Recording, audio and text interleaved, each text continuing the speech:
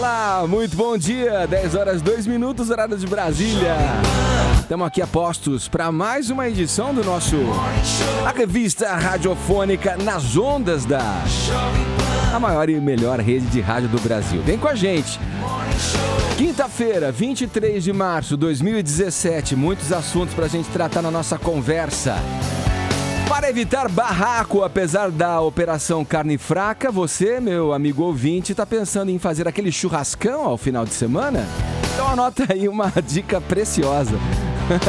Convide ou o procurador-geral Rodrigo Janot ou o ministro do Supremo Gilmar Mendes. Os dois, nem pensar, hein? Não vão dividir a caipirinha nunca. Já a gente explica o porquê. Ampla, geral e restrita, o que muda na sua vida com a aprovação do projeto que regulamenta a chamada terceirização. 5 anos sem ele. Painho, nossa, eu agora fiquei saudoso, hein? Painho, professor Raimundo, Alberto Roberto. Lembra do Alberto Roberto? O Justo Veríssimo. Por que o humor de Chico Anísio nos faz tanta falta? Ainda no programa de hoje. Esses são alguns destaques do Morning que tá só começando. Já dou bom dia a Paulinha e cobro a hashtag. Então, a gente vai nessa, Ed, homenageando esse que foi um dos maiores humoristas do Brasil e do mundo, Chico Anísio, morto há exatos 5 anos. Hashtag Salve Chico Anísio. Todo mundo usando no Twitter. Vamos levantar essa tag para os assuntos mais comentados do Brasil, vai. É um favor até que a gente faz para a cultura brasileira. Não é justiça, lembrar o Chico Anísio? Claro. Tem que lembrar muito hoje. Vamos lá, Morning Squad. Hashtag Salve Chico Anísio. Se a gente for para os assuntos mais comentados do país, tem camiseta para vocês. Boa, Paulinha. Muito justa essa sua homenagem na interatividade aqui com os nossos ouvintes pelo WhatsApp, que aliás é o 11 931 17009. O tema também vai aí retrô. Vamos chamar de retrô esse tema, vai. Você sabia que a Tectoy, lembra da Tectoy, aquela empresa de videogame, anunciou ontem o lançamento de um videogame baseado no velho e bom Atari? O Atari marcou uma geração toda, né? Marcou muita gente durante a década de 80. Foi um videogame que, assim... Foi o videogame que se popularizou. Sim. Não existe mais o Atari? Não. Nossa, Silvio, pelo amor de Deus, faz tempo que não. Vão relançar agora? Pois é. É a Tectoy, Silvio. Você deve ter jogado muito Atari, você nem sabe. Pac-Man, né? Pac-Man. Era meu preferido. Teu preferido. É o Atari, eu tô falando aqui desse lançamento que é o Atari Flashback 7, que vai custar só 500 mangos, perto dos valores aí dos videogames de hoje, não é? 500 mangos até que é bem razoável, hein?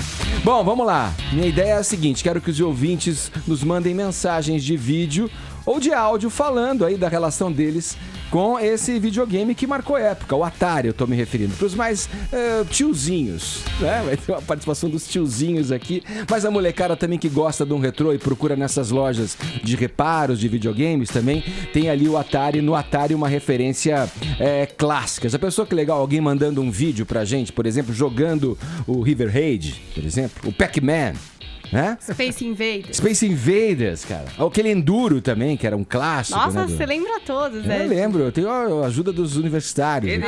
Tá. Mas eu jogava. E tinha também o tênisinho, né? O plup, plup. Lembra? Plup, esse é clássico. Acho que chama também. Pong. Uma coisa assim. Isso, vai lá, querido ouvinte, mande pra gente um vídeo ou um áudio celebrando aí o videogame, o Atari, conta pra gente a tua experiência, grave um vídeo jogando, vai lá, tem camiseta do Morning Show ao final pros que participarem, tá? Vou sortear ao final do Morning Show. 11 931 17 1009 é o nosso WhatsApp pra você interagir com a gente. Curta a nossa página no Facebook, tem sempre conteúdo extra, além do que acontece nesse cubo multicolorido, e curta também o nosso canal, assine o nosso canal no YouTube, além de acompanhar em live streaming, ao vivo, tudo que acontece aqui no Morning Show, você tem todo o material já que fica on demand por lá, né? As entrevistas que já passaram por aqui, né? Os papos que já tivemos aqui frente aos assuntos, né? do noticiário, vai lá, assina o nosso canal que você, além de ver ao vivo, pode contar com todo o conteúdo que já mostramos aqui. Vai lá, youtube.com/morningshowjp. Todo mundo convidado a passar a próxima hora e meia colado aqui na Jovem Pan. Vamos lá, engatar uma segunda marcha aqui no programa. Vamos começar o Morning Show explicando aí por que não se deve convidar, então, para uma mesma festa o Procurador-Geral da República, o Rodrigo Janot, e o ministro do Supremo Tribunal Federal, Gilmar Mendes. Os caras tão butucudos ali, hein, Ellen? Vai lá, se vira nos 30 aí para enumerar os motivos para que a gente não convide para a mesma festa os dois. Tudo começou com a... Bom dia! Bom dia, Bom dia, Augusto! Bom dia, Vini! Vamos lá. Tudo começou com a coluna da ombudsman da Folha de São Paulo, a Paula Cesarino Costa, no último domingo, quando ela disse que os vazamentos sobre a segunda lista de Janot ocorreram da seguinte forma. Os procuradores do MPF teriam feito uma entrevista coletiva em off. Ou seja, é aquilo quando a gente fala as coisas para off. Não é pra falar, viu? Off é assim, quando a gente conta pro jornalista, mas não fui eu que falei, né? Não fui eu que falei, a gente não diz quem contou ali. E aí ela disse, olha, ela conta como isso ocorreu e questiona, né? Porque uma coisa é a imprensa dar informação, outra coisa é o funcionário público que corre nessa quebra de sigilo.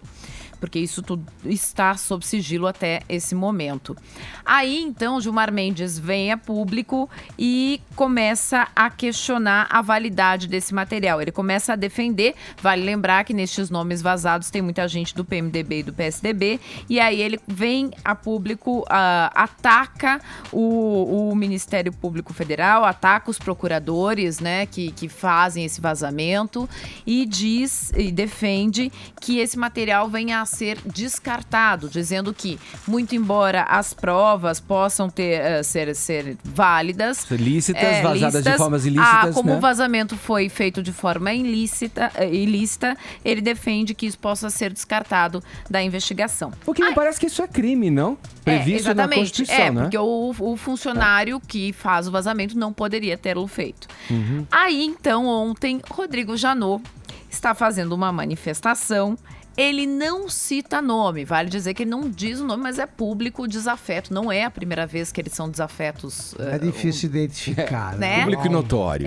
E aí ele vem a público dizer, olha, primeiro ele nega, ele critica a coluna da ombudsman da Folha de São Paulo, diz, olha, isso não aconteceu, o que ela está dizendo nessa entrevista coletiva em off não aconteceu, e usa as seguintes palavras, nós temos aqui o Janot falando. Tô com o áudio aqui. Para se referir às falas de Gilmar Mendes. Vamos ouvir. Não vi uma só palavra de quem teve uma desinteria verbal a se pronunciar sobre esta imputação ao Congresso, ao Palácio do Planalto e até, como diz a matéria, o Supremo Tribunal Federal.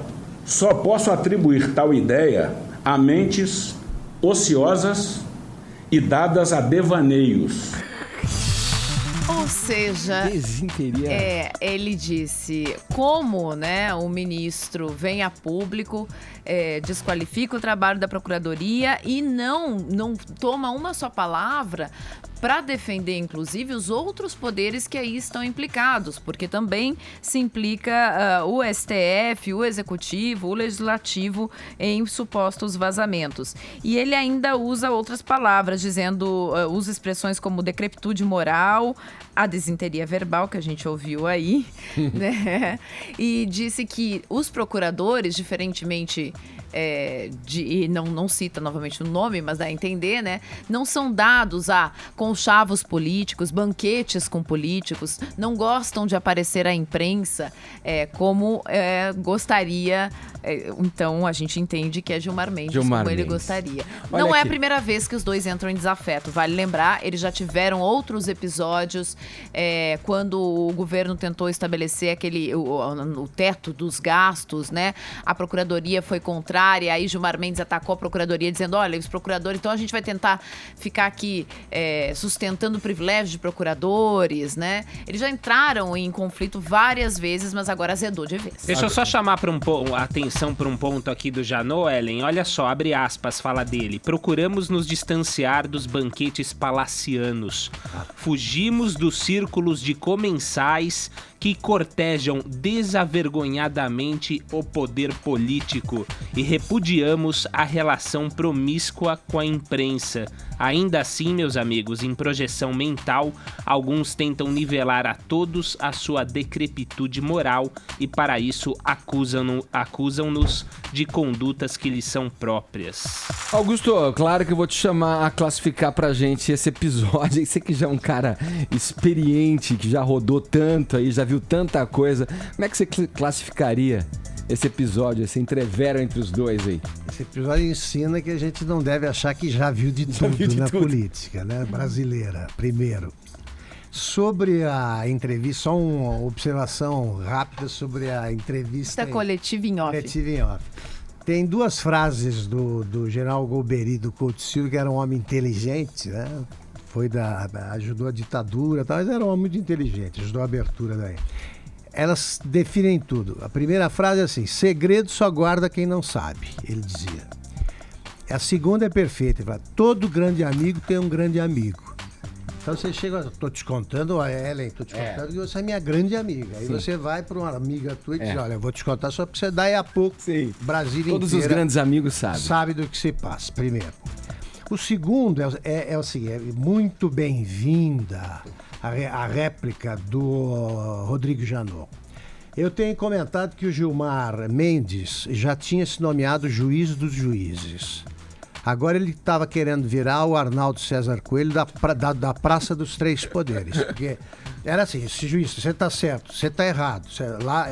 Já era assim, e ele é só professor de Direito Constitucional, nomeado ministro pelo Fernando Henrique.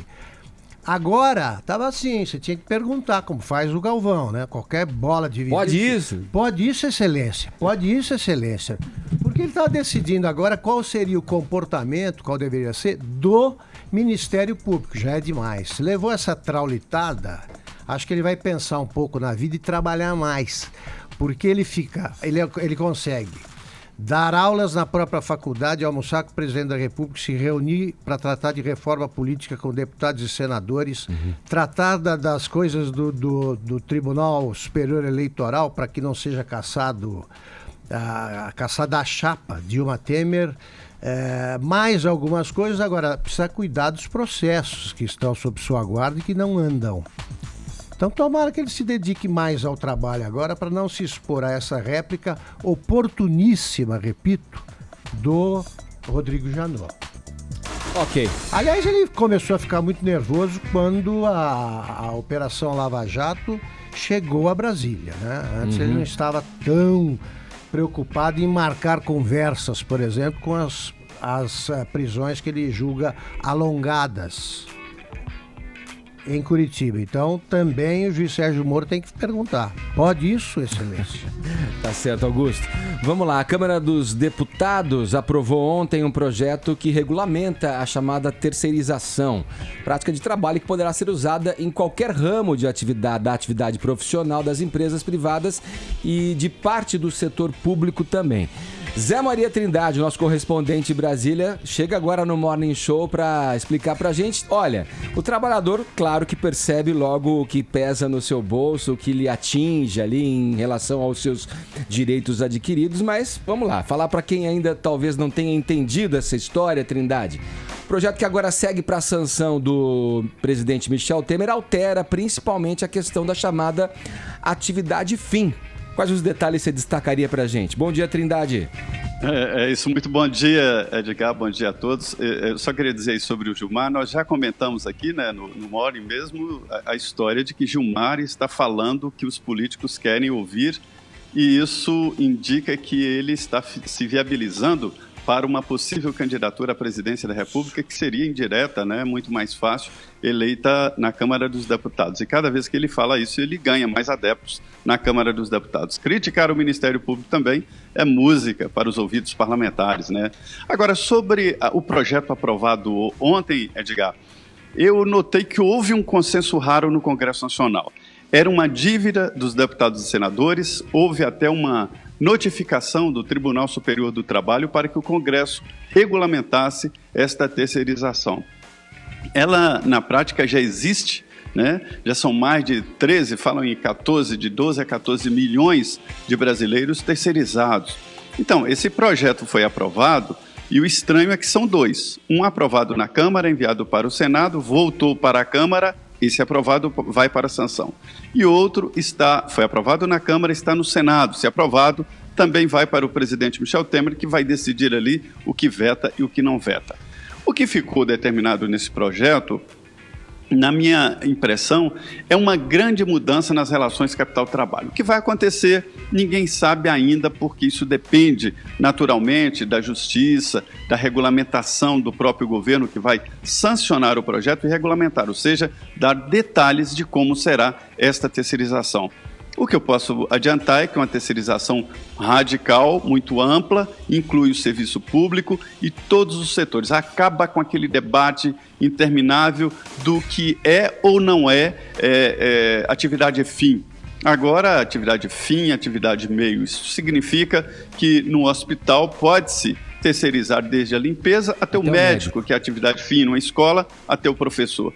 Então, é uma abertura geral e haverá mudanças que ninguém soube me explicar com certeza o que vai acontecer, mas que vai mudar, vai, viu? Ô Trindade, fica mais um pouquinho pra gente, quero colocar aqui pro Augusto comentar. Augusto, dando uma olhada na breve trajetória do governo Michel Temer, a gente observa que ele, por um lado, tem se dado bem ao ver encaminhadas aí a aprovação, medidas impopulares junto a um Congresso que até o momento... a gente considera que ele é favorável, é notório isso. Destaco aqui, né, para a gente ter no debate, a PEC do teto dos gastos, aprovada recentemente, os gastos públicos, e agora a chamada reforma trabalhista. Por outro lado, também, Augusto, o presidente vê o índice de impopularidade dele e de seu governo oscilar cada vez mais para cima, né? E ainda assim parece que ele mira a casca de banana aí em outras caminhadas, hein? Eu acho que ele não tem saída. Ele ou não faz nada e continua impopular e entra para a história como mais um presidente medíocre, né, que passou por lá e ninguém notou sequer a passagem, ou ele toma atitudes que podem garantir um lugar na história no futuro. Eu acho que ele se deu conta de que ele não tem nenhuma chance de se reeleger presidente ou de se eleger presidente da República. Não dá tempo. Essas medidas, elas produzem efeitos favoráveis quando produzem, eu acho que essas produzirão,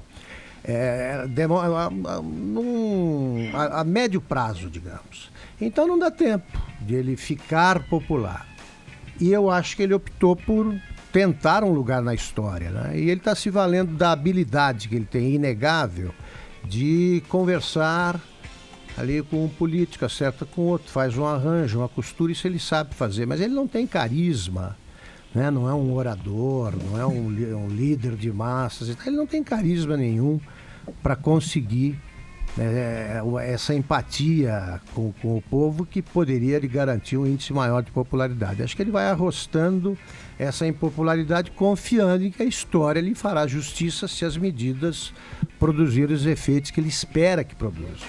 Eu acho que até a PEC dos gastos, por exemplo, daqui a algum tempo vai ser considerada uma medida muito importante que terá contribuído aí para a mudança, né, no comportamento dos governos, sobretudo quanto à política econômica. Uhum. Ele não tem saída. Ou ele faz isso, tenta um lugar na história, ou ele desaparece aí no oceano de mediocridade que cerca a presidência da República. Fala, Ellen. Não, é que por outro lado, por exemplo, se apresentou a PEC dos gastos como uma solução, se apontou ela como uma solução, mas hoje já está se anunciando um possível aí aumento de impostos, né? Como uma colocação, a Denise falava pouco aqui no Jornal da Manhã, uma colocação de impostos que ninguém estava esperando.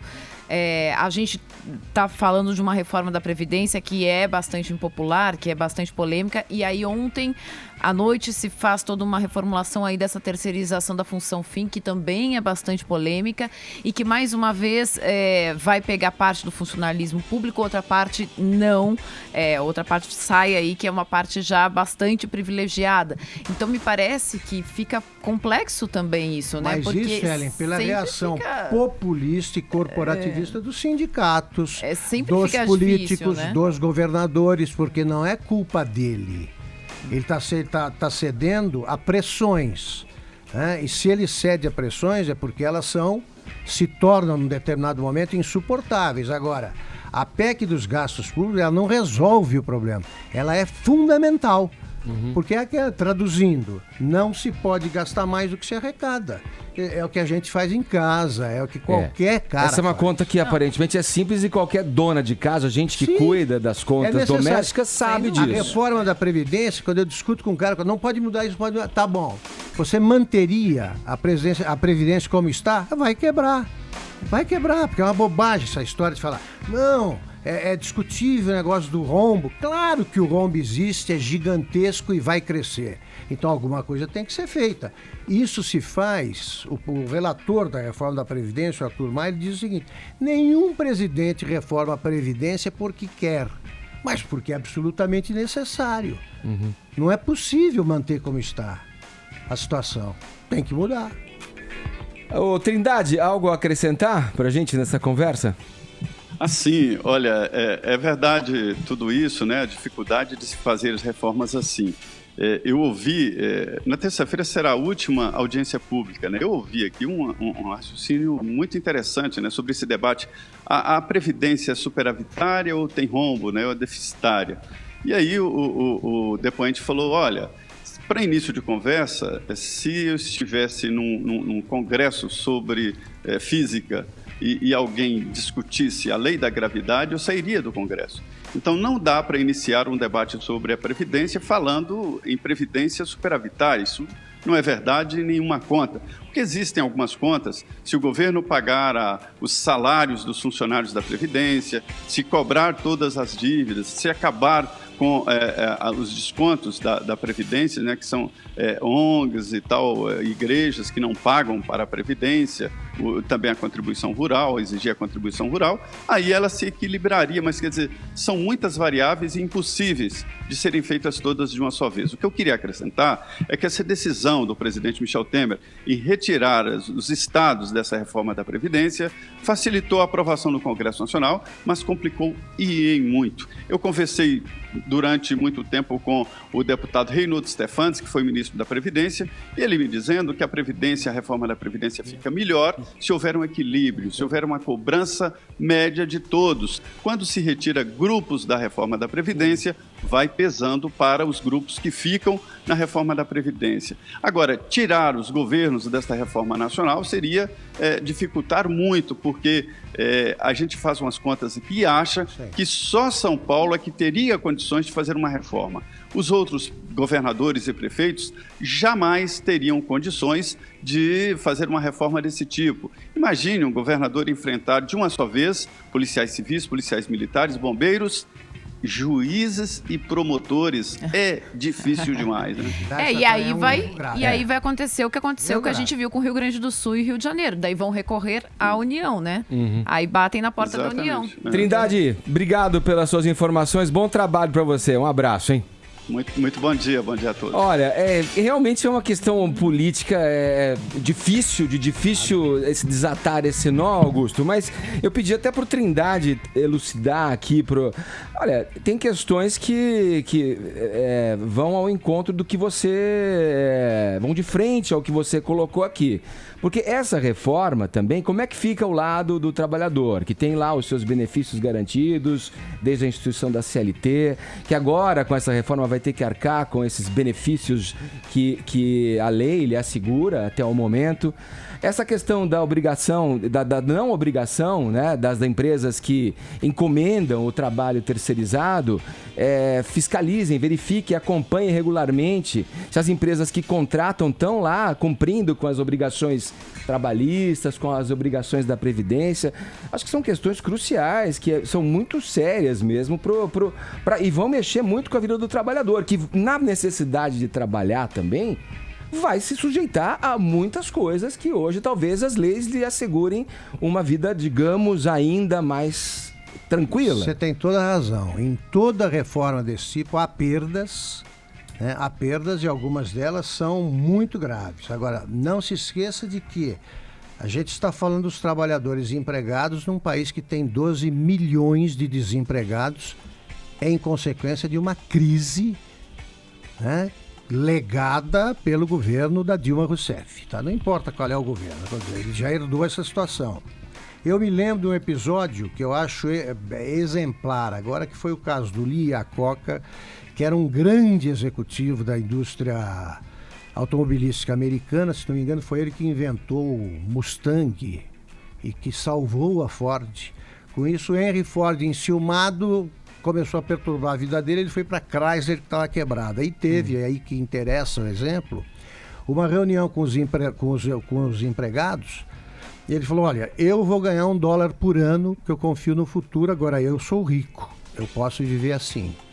Para vocês, eu devo dizer o seguinte: eu tenho, digamos que fossem 5 mil trabalhadores os presentes à Assembleia. Ele falou: eu tenho 5 mil empregos a $2 por hora. Eles ganhavam 3.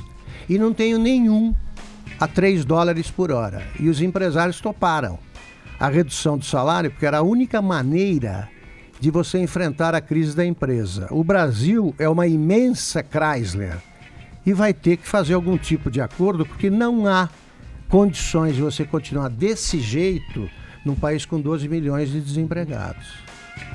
Ellen? Fala. Tá bom. Tá certo. Agora 10h29, o horário é de Brasília.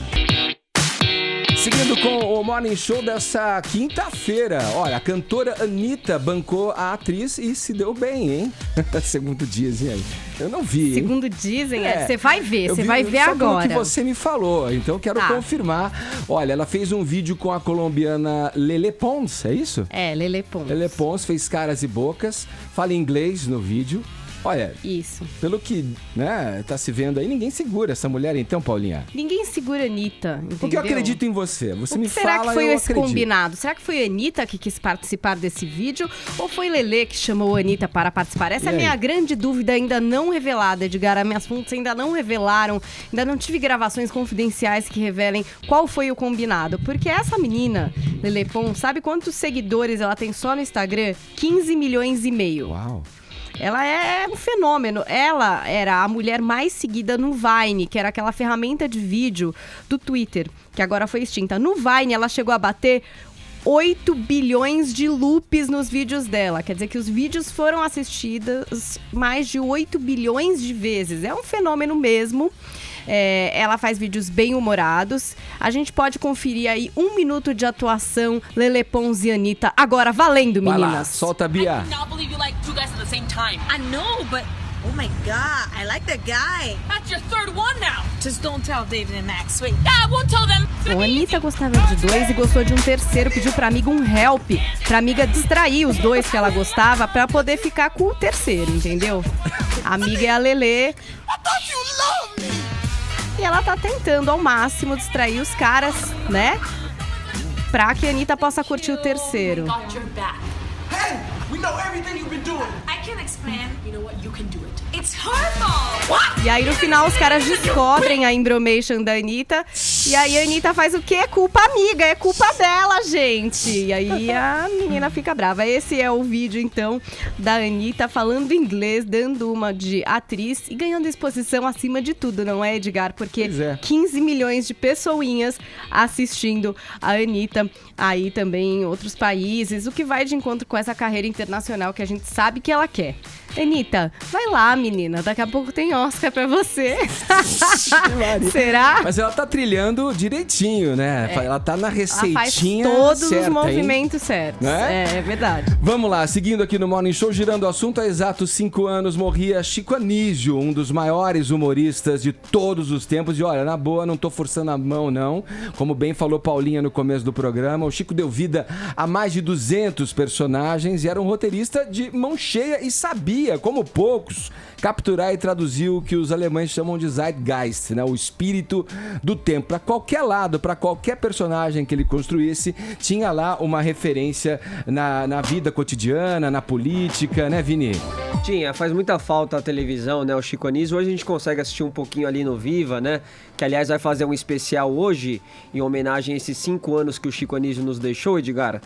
O canal vai exibir aí um especial da Escolinha do Professor Raimundo a partir das 8 horas da noite. Primeiro com o primeiro episódio da Escolinha do Professor Raimundo, depois com 2 edições, uma que tem ali a presença dos Trapalhões, o Dedé e o Mussum, e outra que tem a estreia do Zé Bonitinho. E depois às 10h30, o Viva vai exibir uma edição especial do Chico City, programa de 1976, que prestou uma homenagem ao programa Praça da Alegria, onde o Chico Anísio recebia convidados como a Velha Surda, Jô Soares, Moacir Franco e a Cate Fundi. Então, uma justa homenagem ao Chico Anísio, como você falou, né?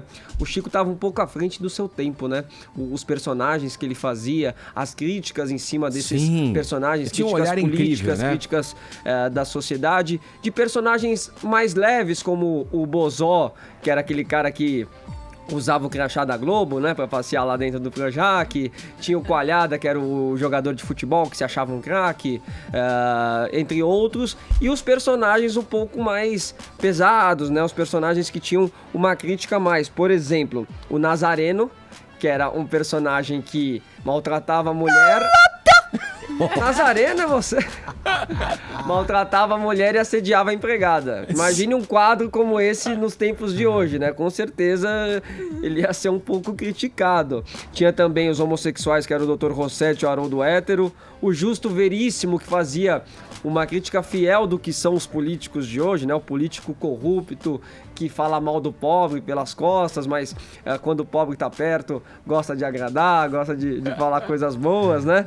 E também o professor Raimundo. Sim. Agora, o professor Raimundo, Edgar, eu acho que talvez tenha sido o maior trabalho do Chico, porque é um trabalho da humildade. É um trabalho que o Chico Anísio, no seu auge, ele desce um pouco, ele fala, agora é a hora de vocês brilharem. E lança muita gente. Então ele faz essa escada para outros humoristas. Para todos os outros. Exatamente. Demais. É incrível. E lança, né? Muitos humoristas, como lançou nessa época da escolinha do professor Raimundo. Eu separei uma das personagens do Chico Anísio, que era a Salomé. Salomé era uma velhinha gaúcha que era professora do Figueiredo, né? Sim. E ligava pro Figueiredo. Vamos ouvir Só um que pouquinho? a Salomé também já ligou pra Dilma, Edgar. É mesmo? Já, vamos ouvir? Eu soube que tu andou recebendo visitinhas, o Chaves. Eu achei bonitinho ele dizendo que tu mora no coração dele. Mas antes de tu te mudar de malicuia, presta atenção, Dilma. Pra não ficar sem casa, porque dizem que ele não tem coração. O apelido dele é Chaves de Cadeia. Tô brincando, eu sei que tão cedo tu não sai daí. Mas, Dilma, por falar nisso aí, o Palocci saiu, né, coitado? Não, ele deixou a casa civil. Foi pra casa que não se vê. Casa dele, né? É muito bom. Não, é muito bacana, Muito Chico, bom. né? Isso aí já nos tempos de hoje, né, de cá. Depois, lá, quando ele já fazia essas participações no Zorra Total. E eu separei também um trecho de uma entrevista de 1993 do Chico Anísio no Roda Viva, né? O Chico foi no Roda Viva, ele falou muito sobre política nessa época, ele estava até pensando em se candidatar na época, né? Tinha algumas propostas, tinha uma pesquisa que falava que ele tinha 18% de aprovação popular caso ele fosse candidato à presidência da República, por exemplo. E também falou sobre o relacionamento dele com a Zélia Cardoso de Mello, né, que foi ministra da Fazenda, que ele falou que arrumou a vida dele, né? E ferrou a nossa. E teve um Exatamente. E teve um momento dessa entrevista que ele faz críticas à imprensa dizendo que a imprensa escrevia a mando do PT. Vamos ouvir essa parte. O patrulhamento vem de longe, o jornalismo está 95% entregue ao PT. Eu não sou petista, né? Eu sou PMDBista. Mas quem manda no jornalismo são os diretores, não são os petistas. Isso você pensa, os diretores nem vêm mais. Depois do computador, o diretor só lê o jornal depois que ele está editado. Não, ele é que manda as ordens pelo computador. Não acredito. Não acredito. Não acredito. Mas 95% é verdade. Mas tudo bem, não vamos discutir o caso do jornalismo, porque eu não estou aqui para salvar a imprensa nacional, não pretendo salvar. Eu achei que Curiosa essa resposta. Foi preciso ali, né? Cirúrgico, né? O que ele queria dizer, ele disse. E essa resposta dele foi quando a jornalista perguntou se ele se incomodava com algumas críticas do público. Vejam só vocês, até o Chico Anísio sofria críticas do público, e ele diz num determinado ponto dessa entrevista que era o seguinte: a pessoa chegava pra ele e falava assim: pô, Chico, você sempre faz os mesmos personagens, né? O Bozó, o professor Raimundo, o Nazareno, o Dr. Rossetti, o Coalhada, o Alberto Roberto. Nossa. Ele falou, pô, mas ó, aí você já falou uns 10, 11 personagens. Quer dizer, quem que na televisão consegue fazer todos os dias, como o Chico Anísio fazia, 11 personagens com textos diferentes, né? Por isso que ele é considerado o maior humorista que o Brasil já teve. A viúva dele, né, a última mulher do Chico Anísio, a Mágoa de Paula, prestou uma homenagem a ele com um texto no Facebook, dizendo que lembra muito da última conversa entre os dois, onde eles falaram muitas coisas bonitas e ele também sabia que deram era uma boas despedida, risadas. né? Sabia que era uma sabia despedida, que era depois uma ele despedida. adormeceu e veio a falecer. Augusto, Ellen, vocês curtiram muito? Augusto, você já teve a oportunidade de entrevistar o Chico? Entrevistei uma vez, infelizmente foi a única entrevista que eu fiz com ele, de quem eu era admirador incondicional, e lá em Porto Alegre. E a certa altura ele estava um pouco magoado, bastante magoado com a Globo, se achava esquecido. E aí eu, para desviar o assunto e para saciar a minha curiosidade também, eu pedi a ele que fizesse o seguinte: falei, olha aqui, Chico, se eu for dando o nome de um personagem, você incorpora? Ele falou, pode mandar. Pode mandar. Aí eu ia citando esses personagens que o Vini mencionou e era inacreditável. Alberto Roberto, ele, aquele tom de voz que eu não sei. Baixava o santo. Exatamente. Aí a Salomé, tal. Ele sem parar. Eu acho que ninguém no mundo conseguiu criar tantos personagens espetaculares como o Chico Anísio. É um dos maiores de todos os tempos no mundo. Né? E perfeito, esse é insubstituível. Dá pra escolher um favorito, Ellen? Bom, obviamente eu sempre gostei muito da Salomé, mas eu acho que quando... É uma bairrista, até nisso, você vê? Não, mas a minha memória de criança, eu não sei porque, como criança, a Salomé eu fui gostar mais velha, mas como criança eu gostava muito do Bento Carneiro. Nossa, eu tinha pavor do Bento Carneiro, vampiro brasileiro. Eu tinha muito medo dele, como criança era o que eu mais gostava, não sei porque eu tinha um fascínio pelo vampiro, assim. Olha, aquela cena do Coalhada ensinando Pelé a bater pênalti. Isso é demais. É um negócio que você não tem na televisão. Inesquecível, mundial. né? Inesquecível. O Alberto Roberto mesmo, né? O alter ego, né? Que irritava os entrevistados, né? Agora, olha aqui, essa história dos 96% não está longe da realidade, não, dos petistas nas redações. E eu pergunto a vocês, vocês já receberam ordem de um diretor que vocês tiveram de cumprir a contragosto? Já. Eu nunca. Eu já. Mandei ordem para ninguém e acho que o repórter que aceita isso assume o erro. Já não aceitei, mas já recebi. Aí que tá. Pois é, pelo seguinte, eu jamais... O Rui Falcão repetiu isso outro dia. Vou livrar vocês, jornalistas, das ordens dos diretores. Eu falei, olha aqui, só se ele fez isso quando era diretor da Exame. Sim. Porque eu desafio qualquer jornalista que eu chefiei, foram mais de 1.200, para dizer se sentido uma obrigados, única assim? ordem que eu mandei que contrariasse a verdade. Não recebi nenhuma. Cara, pelo contrário, os caras confirmaram que eu nunca fiz isso. Então tem a dó, né? Essa conversa fiada é de quem cumpre ordens aí, ponto final. Legal que o Augusto responde ao própria entrevista do Chico Anísio. Não, eu respondo ao Alex Sonic, ao entrevistador. Com quem eu trabalhei e que nunca recebeu ordens minhas. Então que conversa, que me atinge diretamente. Olha aí. Eu fui diretor de várias publicações. Nunca fiz isso, mas essa coisa Pronto. aí não pega. Você vê, tarda, mas não falha, Augusto. Não é. Pronto, me vinguei. Você chamou, Vini? Respondi. E o Chico Anísio foi linha de frente da Jovem Pan também por 1 ano. Olha aí. Também fez parte aqui da casa. Interessante essa, hein? Agora, pra terminar, eu gostaria da Paula fazendo de novo o calado aqui. Olha, certinho. Perfeito, meu. Muito Poucos bom. sabem, eu sempre fiz essa imitação. Muito bom. 15 minutos para as 11 horas, horário de Brasília. Um ataque terrorista em Londres, promovido ontem, deixou um saldo de 4 mortes e dezenas de feridos. Vamos à capital inglesa conversar com o nosso correspondente por lá, Ulisses Neto. Ulisses, a gente pode imaginar o clima ruim que está por aí, né? Depois desse ataque aí. O que as investigações estão apontando nesse momento? Bom dia. Oi, Edgar, bom dia para todo mundo que acompanha o Morning Show. Então, é uma situação até que controversa, viu, Edgar? Porque, sem dúvida, o clima é ruim, né? Porque foi um ataque num dos pontos turísticos mais famosos aqui da cidade, não só um ponto turístico, na verdade, a casa do governo britânico, né? Então, também tem esse simbolismo, né, de atingir um centro da democracia aqui no país, o parlamento mais antigo do mundo. Mas, na verdade, a cobertura que a gente vê na imprensa, ela não reflete tanto o sentimento na rua, porque o britânico tem muito aquela história do keep calm and carry on, né, que é essa frase que foi tão famosa. Então, a gente andando pelas ruas de Londres não sente que a cidade sofreu um ataque. Ontem mesmo, né, logo após o ataque, eu fui lá para o centro, para a região de Westminster, e durante o percurso de metrô, chegando lá até na estação Waterloo, que foi a estação que eu desci, você nem percebia nada de diferente até chegar exatamente na ponte de Westminster. Então o britânico tem muito disso, né, de não se abalar nesses momentos de tensão. Agora a investigação continua firme, né? 8 pessoas foram presas. A primeira-ministra Theresa May concedeu um pronunciamento, ela fez um pronunciamento no parlamento hoje, então vocês vejam como eles têm essa preocupação de manter a vida, né? O parlamento, depois do ataque de ontem, já voltou a funcionar normalmente.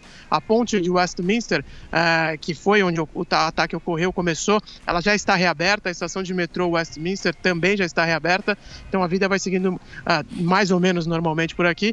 E aí a Theresa May confirmou que esse terrorista que morreu no ataque ontem, ele é britânico. Então essa é a grande preocupação no momento, porque o perfil até agora que foi traçado desse atentado, ele condiz muito com o que ocorreu na Bélgica, com o que ocorreu na Alemanha e também na França, que são terroristas atuando sozinhos, né? Agora provavelmente com uma rede por trás, mas que estão com planos bem rudimentares, né? Pouco sofisticados, atuando sozinhos e que já estão aqui. Ou seja, é uma ameaça muito difícil de ser combatida, Edgar. E a sensação que se tem é que esse tipo de estratégia, de técnica para o ataque terrorista vai cada vez mais aumentar, já que o cerco, né, o Estado Islâmico, a Al-Qaeda, aí vai se fechando, né? Então esses chamados lobos solitários vão servir mesmo como a estratégia desses grupos que procuram empregar o terror.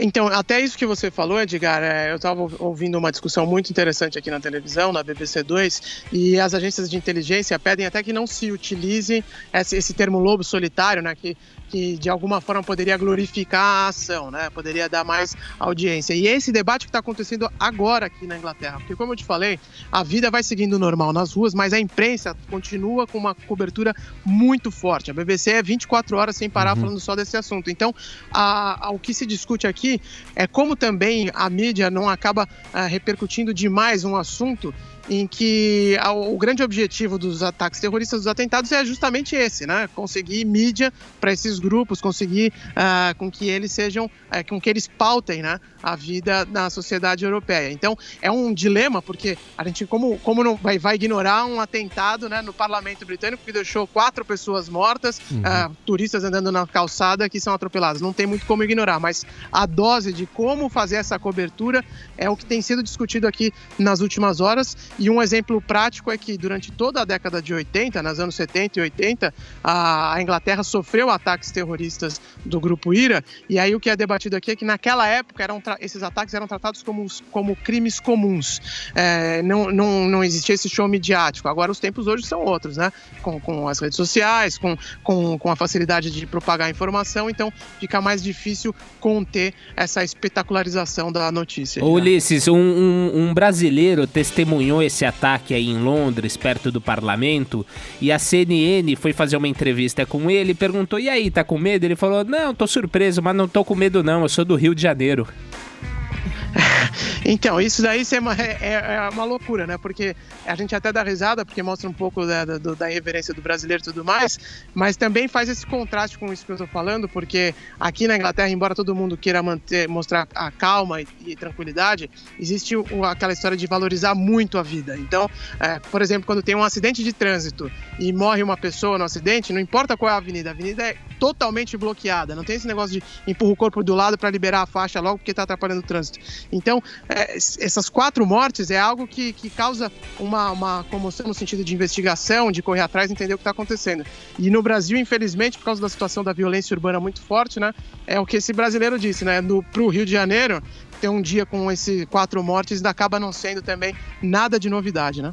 Tá certo, Ulisses. Obrigado pela sua informação. Um abraço, bom trabalho para você aí.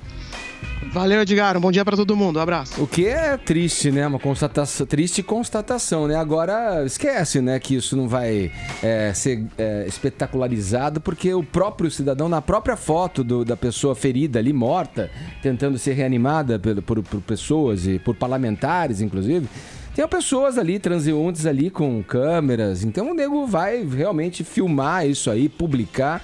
A gente não escapa disso não, né? E Black Mirror que não nos deixa mentir. Vamos de Londres para o Rio de Janeiro. Rodrigo Viga, o prefeito Marcelo Crivella, olha só, desistiu de construir um muro para separar a casa dele de uma favela. Quer dizer, a lá Trump, ele queria construir... Eu nem soube desse muro, rapaz. Sim. E aí, Viga, desistiu da ideia, o Crivella? Fala! Ed Big Ben, ou melhor, Ed Coyote, tudo bem, cara? Tudo bom, Viga, e você? Tudo tranquilo, bonitão? Eu tô. Você fica falando mal do Rio de Janeiro, eu vou defender, hein? Vou defender. Não, eu só falei que é triste o cara dizer isso. Há uma diferença tremenda entre ataque terrorista e ataque de bandido e de criminoso. Pelo menos aqui no Rio de Janeiro, já entrando na onda aí, você sabe onde deve ir e onde não deve ir. Agora, no parlamento britânico, o cara chegar, mandar bala pra cima de todo mundo, meu amigo, é totalmente diferente. É como se tivesse entrado aqui no Congresso Nacional e fuzilado alguém. É totalmente diferente. Mas tudo bem. Falem mal, mas falem de mim, viu, meu caro Ed Big Ben? Não, mas vem cá, eu não falei mal, não. Eu só falei que banalizou. O cara, né, fala que, pô, é triste o que o cara disse, na verdade. O cara é o Zé Maré. É o famoso Zé Ruela, mas tudo bem. Vamos falar do muro? Vamos lá. Você não vai ter que pular o muro, né, pra entrevistar o Crivella, então. Olha só, Edgar, o nosso querido bispo tá parecendo... Você já foi a estádio de futebol quando tem aquela cavalaria montada fazendo a segurança? Sim, já. Você já reparou o rastro que os cavalos deixam no meio do asfalto? Sim. Enfim, ele tá fazendo um monte desse, hein? Um monte. Enfim, e o negócio fede a cada dia. Eu já disse outro dia, ele já nomeou defunto para cargo público, depois descobriu que a pessoa já tinha morrido 2 vezes, já desnomeou várias vezes. Ele já nomeou o filho, mas o STF acabou barrando a nomeação para a Secretaria Principal do município do Rio de Janeiro.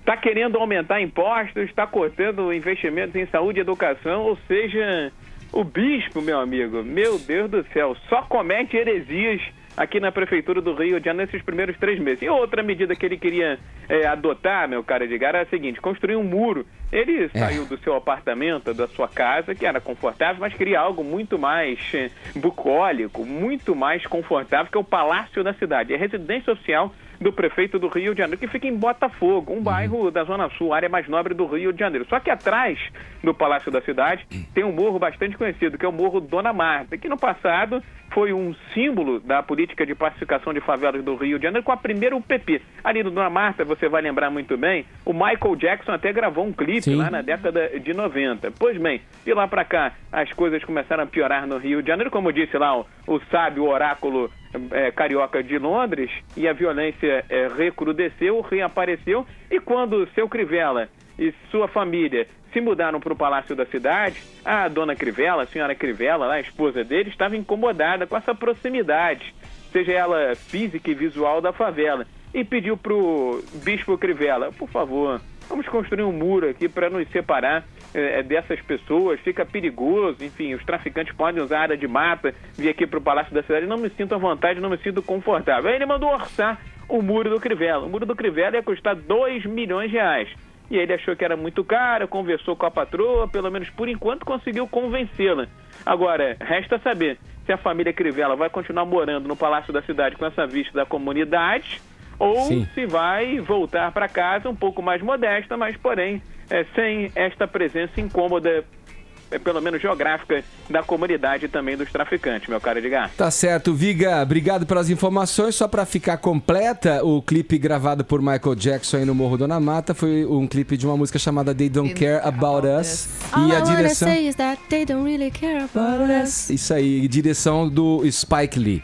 Valeu, Viga! Crivella, who's back? Agora faltando 10 segundos para as 11, horário de Brasília.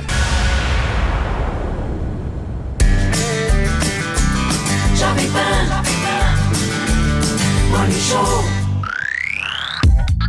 Vamos lá, Morning Show. Olha, Paulinha, quero saber da nossa hashtag aí, né? Esse dia em que se completam aí 5 anos da morte do grande humorista Chico Anísio. Como é que tá a nossa hashtag? Salve, Chico Anísio! Tá por aqui, ainda não entrou nos CTs. Então, não? queridos, se é que vocês querem uma camiseta hoje nesse Morning Show, é bom começar a usar os dedinhos aí, tá? Não, aí hashtag Salve Chico Anísio.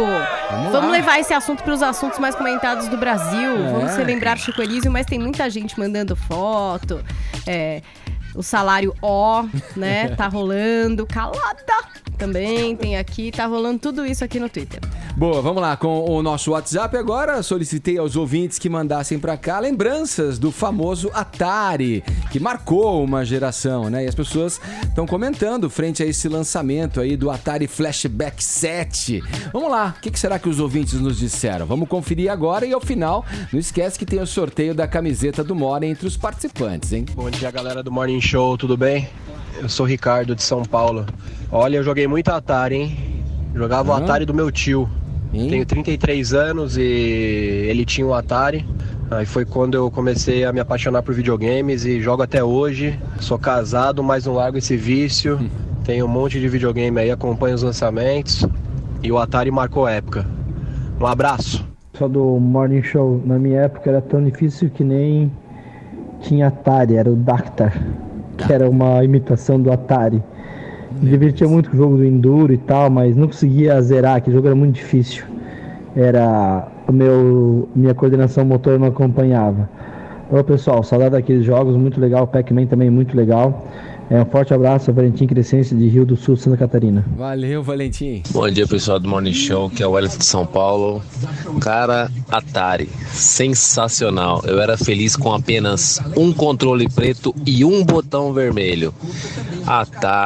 Enduro, Pac-Man, River Ride, cara, sensacional.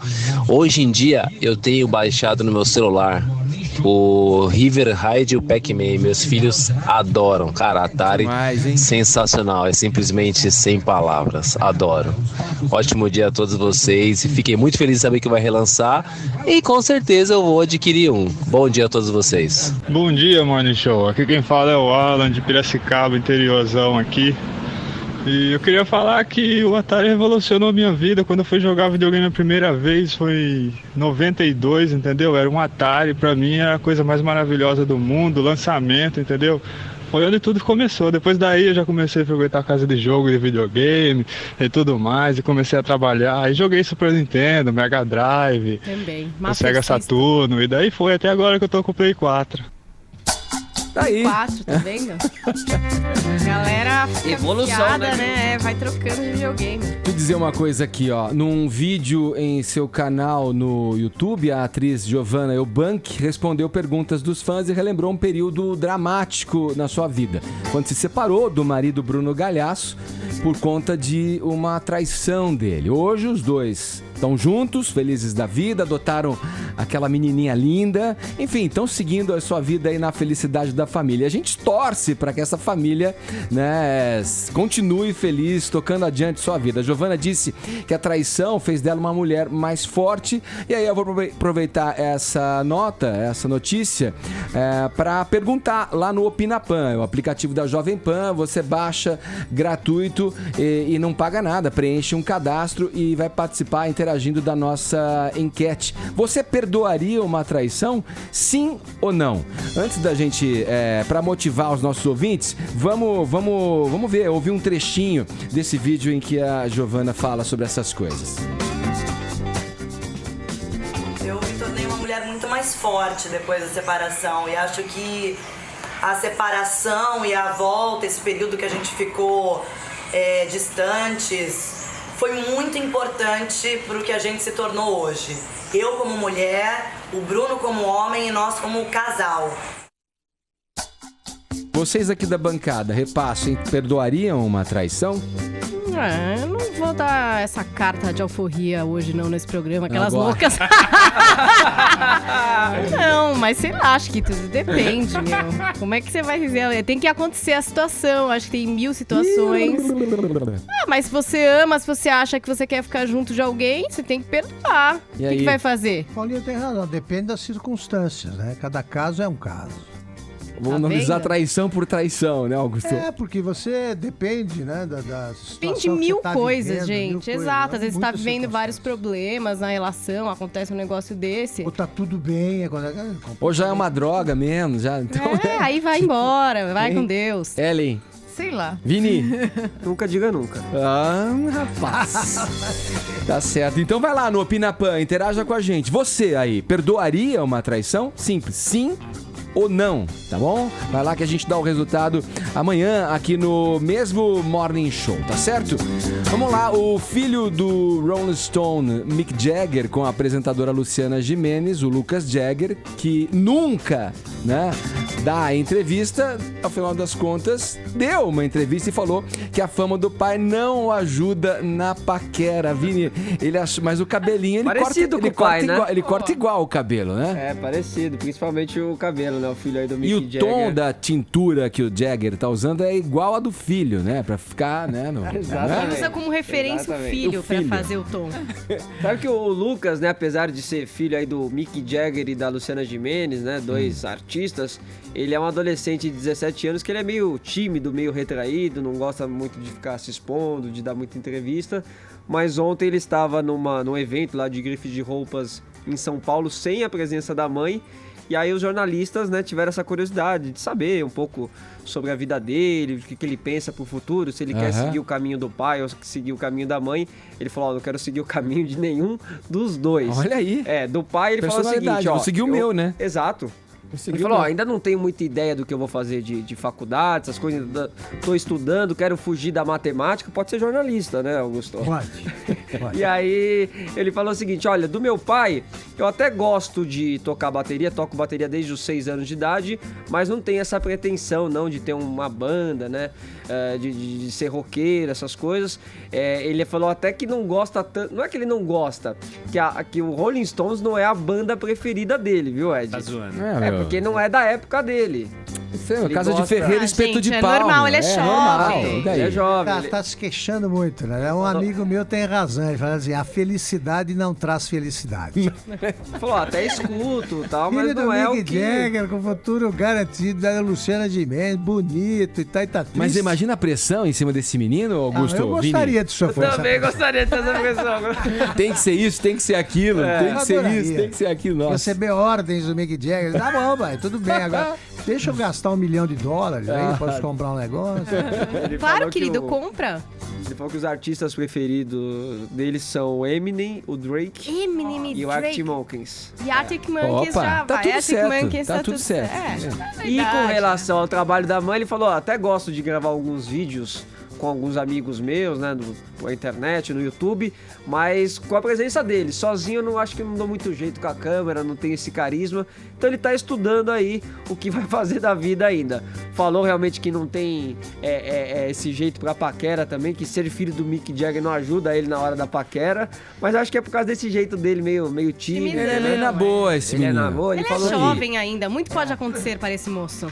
Ele falou que não é do tipo baladeiro, né? Que gosta de ficar em casa, gosta de dormir cedo. Menino bom. Você vê, né? Deus dá as coisas para as pessoas certas. Porque se eu tivesse o dinheiro que esse menino tem, sendo filho do Mick Jagger e da Luciana Gimenez, eu não tava vivo. O que você tá fazendo? Pagode pra rico.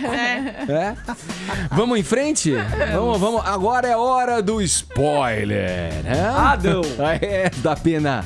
Olha aqui, vamos lá. Eu vou falar que eu tô gripado. Cala a Quinta-feira é dia da Paulinha nos atualizar aí das estreias do cinema. Vamos lá, Paulinha. Na verdade, a tua fala sempre serve pra gente aqui a um só tempo, hein? Como um estímulo e uma bússola, digamos assim, pra ficar na navegação, para que a gente possa nos guiar aí, né? Através dessa bússola até os mares da Sétima Arte. Meu Deus do céu, que Porra, meu, Edgar! Brincadeira, hein? Nossa, de spoilerzinha pra tudo isso, eu cresci mesmo, realmente. Vai, garota, arrepia agora. Então, hoje é um dia complicado pra quem gosta de cinema, porque tem 2 filmes que eu acho que o pessoal tá bastante curioso pra assistir. O primeiro é Fragmentado, do diretor M. Night Shyamalan, que fez O Sexto Sentido. Eu acho que vocês se lembram desse filme de 99, que teve um fim bastante revelador, Quando você fala, eu vou deixar o trailer aqui de fundo, ó. Depois, outros filmes bastante interessantes, O Corpo Fechado, de 2000, Sinais, com Mel Gibson, de 2001, A Vila. Aí o M. Night Shyamalan entrou num período meio assim controverso, de críticas misturadas, filmes que o pessoal não tinha certeza se gostava ou não, e enfim, ficou meio por aí. Agora, com Fragmentado e esse trailer incrível de quem tá assistindo aí pela internet, a expectativa do público cresceu, e cresceu demais. Você sabe que o diretor esteve aqui no Brasil, não sei se ele ainda está, se já partiu ou se ainda está aqui em terras brasileiras.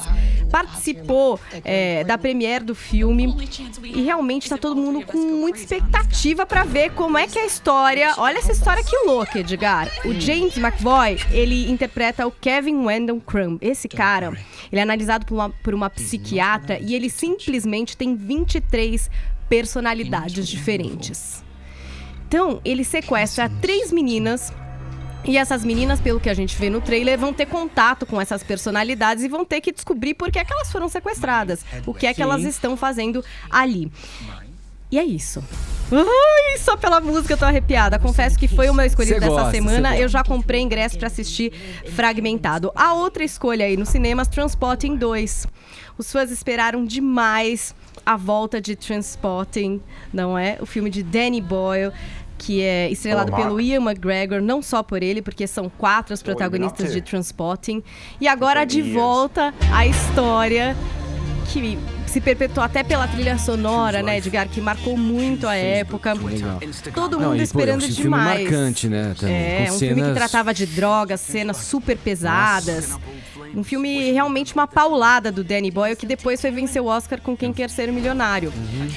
Agora a gente volta para a história do Renton, que é o personagem do Ian McGregor. Ele retorna à cidade dele 20 anos depois, limpo de droga, com emprego, teoricamente vivendo o sonho. Quando ele chega por lá, encontra os seus amigos, o Sick Boy, o Spud, o Bad. Só que eles estão meio na bad, não tá muito bem lá pra eles não, sabe? Eles continuam meio um desempregado, um preso. Eles não estão indo muito bem por lá. E aí o personagem do Ian McGregor, que achava que estava indo tão bem na vida, não é, Edgar? Talvez dê alguns passinhos pra trás e comece a incorrer em erros que ele já cometeu no passado. Então, Trainspotting 2 para os fãs que esperavam demais, agora em cartaz também no Brasil. E esses 2 filmes vão brigar com um blockbuster que é Power Rangers. A gente falou bastante sobre essa produção de trailer incrível, que com certeza vai atrair os jovens que principalmente gostavam do que a gente via os heróis de colante ali na década de 90, não é? Só que o elenco é poderoso. Além, claro, dos jovens que não têm nomes conhecidos, né? Foram selecionados aí pro filme, que interpretam os Power Rangers. A gente tem o Bryan Cranston, de Breaking Bad, fazendo uma espécie de mentor desses Power Rangers. E também a Elizabeth Banks fazendo a vilã, que é a Rita Repulsa, né? Os efeitos são incríveis, Edgar, uma coisa que não acontecia no Power Rangers original. E a história vai misturar esses Rangers que vão se descobrir super poderosos, né? E que vão ter que lutar ali contra a Rita Repulsa e os seus monstros, mas também vão ter que tratar da sua própria vida como adolescentes. Então, bullying, por exemplo, é um assunto que vai estar lá. E também a descoberta da sexualidade. A Ranger amarela é uma menina que namora meninas dentro de Power Rangers. Então vamos aguardar. Eu acho que esse vai ser o filme que vai levar mais gente ao cinema, porque os jovens têm muita gente falando força. Bem desse filme, e o pessoal elogiou demais, porque é complicado mexer com esses clássicos assim, né? Às vezes vai fazer ficar ruim. Parece que não foi o que aconteceu e que ficou bem legal. Então tá aí, hein? Trainspotting 2, Power Rangers e Fragmentado, 3 filmes aí. É uma escolha complicada pra essa quinta, viu? Você vê que você nem incomodou, né, o da pena. Que Da Pena ficou quietinho hoje, né? Eu vi o tal de Gostei. boa, né? Eu quero sempre assim agora. Tá de sem boa. ele. Eu tô ouvindo outro programa aqui, velho. Ixi, teu irmão que só leva cacete da gente lá, né? Tá perdido todo dia, meu. Ô, Da Pena, mas tem uma dica especial pra Dá uma você, ajuda tá? aí. Que eu vou falar rapidinho, é um documentário, Jovem aos 50, a história de meio século da Jovem Guarda. Só vai estar em cartaz em um cinema, que é o Cine Belas Artes. Porque eu sei que você curte a Jovem Guarda, Da Pena, não me curte? chamando de velho? Não, amor. Eu sei que você gosta da Jovem Guarda. bom. Você não gosta da Vanderleia e companhia?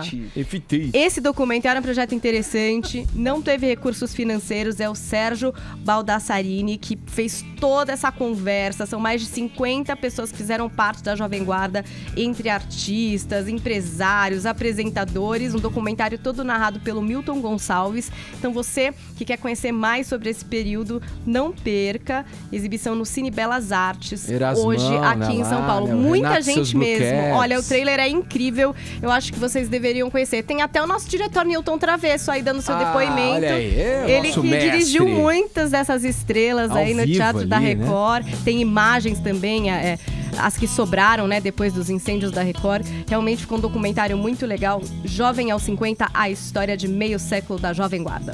Legal, você viu que tinha o Trini Lopes e o Prini Lopes, né? Vamos aqui voltar a falar de política nacional. Agora a gente vai trazer novidades sobre o caso do sítio de Atibaia, o famoso sítio de Atibaia, que o ex-presidente Lula diz não ser dele. O Ellen, o delator da Odebrecht, o Alexandrino Alencar, disse a procuradores da República coisas aí que acabam fortalecendo a tese de que sim, era dele aquele pedacinho de terra, né? Deu ruim, né? O que aconteceu foi que, numa das delações, ele fala que por pelo menos um mês, funcionários da Odebrecht ficaram no sítio de Atibaia fazendo reformas. Sim. E que fizeram isso... Finalzinho do mandato dele, né? Exatamente. E que fizeram isso a pedido de Marisa Letícia, que numa festa de aniversário do Lula, a Marisa Letícia chegou até ele e disse, olha, eu tô bastante angustiada porque o Bunlai colocou lá uns funcionários para fazer uma obra, mas eu tô com medo que não dê tempo dessa obra acabar até o mandato, antes do fim do mandato. Será que não dava aí para dar uma agilizada? E que aí, como um favor, sem nenhuma troca apenas um agrado, a Odebrecht colocou funcionários lá e por um mês esses funcionários ficaram, então de dezembro de 2010 até janeiro seguinte, de 2011, esses funcionários ficaram fazendo reformas no sítio de Atibaia, reformaram ali parte de quartos, também do lago, do sítio.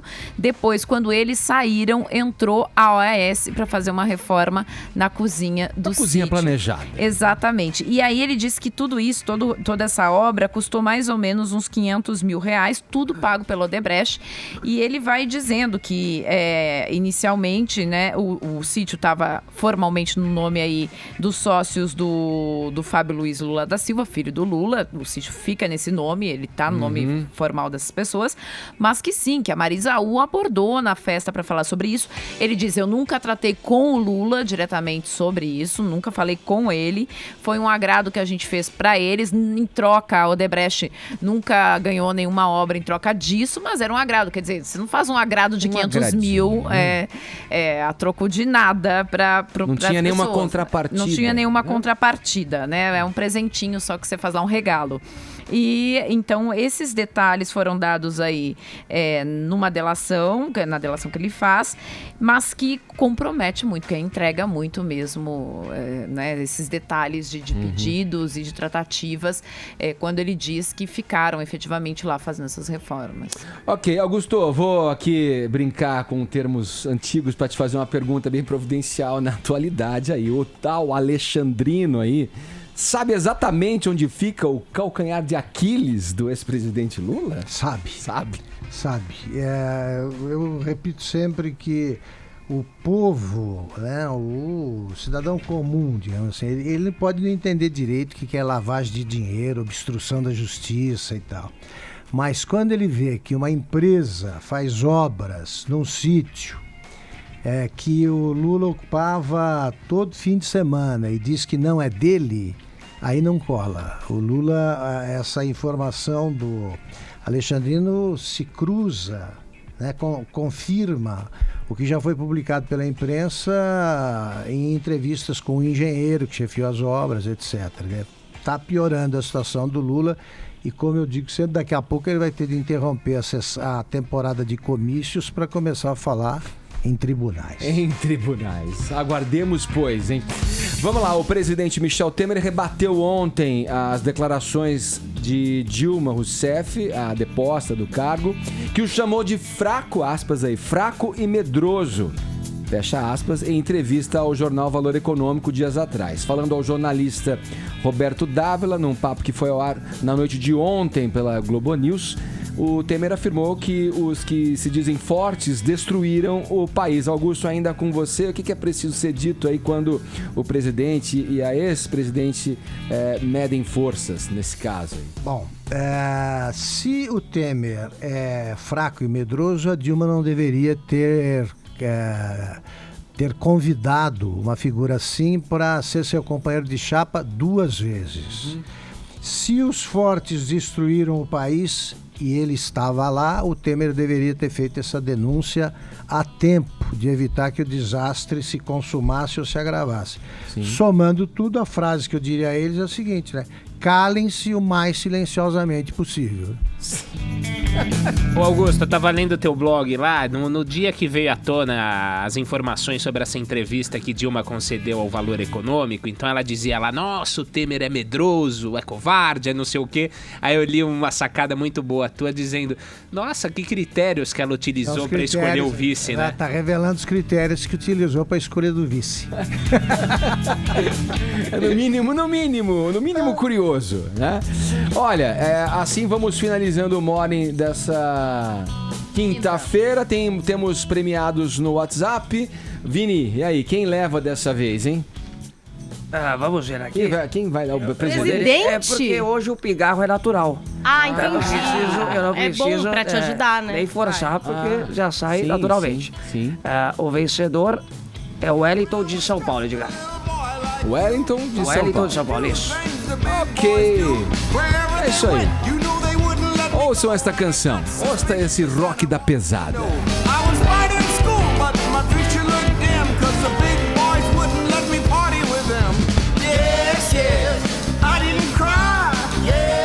Trata-se de Big Boys. O álbum póstumo de Chuck Berry vem aí. Já estava tudo certinho. Algumas gravações que ele havia feito aí desde o começo da década de 90 até os anos próximos, acho que 2013, 2014, assim, e que vão compor esse trabalho póstumo a ser lançado. A previsão é julho, meio do ano, junho ou julho ali, o lançamento desse novo disco de Chuck Berry, que traz, entre outras canções, essa que a gente tá ouvindo aí, Big Boys, ao melhor estilo Chuck Berry. All of the big girls went there too. When I asked them what's happening, nobody knew. But when I found out where, what, when and why. Tem uma música no repertório desse álbum que é uma sequência, segundo ele aí, segundo, né, as informações sobre o novo trabalho, que chama Lady Be Good, que é uma continuação de Johnny Be Good. Podemos ir embora? Podemos ir embora. Ah, que pena. Vamos ouvir mais um pouquinho de rock. Nossa, Ed, está animado hoje. Eu? Olha essa garota pipocando no banco, como ela dança bem rock and roll. Tô fazendo a Pulp Fiction aqui pra vocês na internet. Vamos dançar um rock and roll? Olha lá, ó. Porra, meu. Todo mundo, vamos nessa. Hein? Edgar, pode participar da dança dos famosos já, meu. Você gostou, Faustão? Meu. Você e a Paula Carvalho. Bom, é isso, pessoal. Ficamos por aqui. Amanhã tem mais, a partir das 10 da manhã, aqui na programação da Jovem Pan. Um beijo, querida Paulinha. Beijo, gente. Um beijo, querida Ellen. Beijo. Um abraço, garotão. Abraço, Edgar. Augusto Nunes. Valeu, Vini. Um abraço. Valeu. Arcon, um abraço. Falou. Acabou. Olha aí, você que tá no canal oficial do Morning Show, pode se inscrever por aqui, ó. Esse é o caminho. Assim você recebe todas as notícias a toda hora, também pelo YouTube do Morning Show. Vai lá, ó.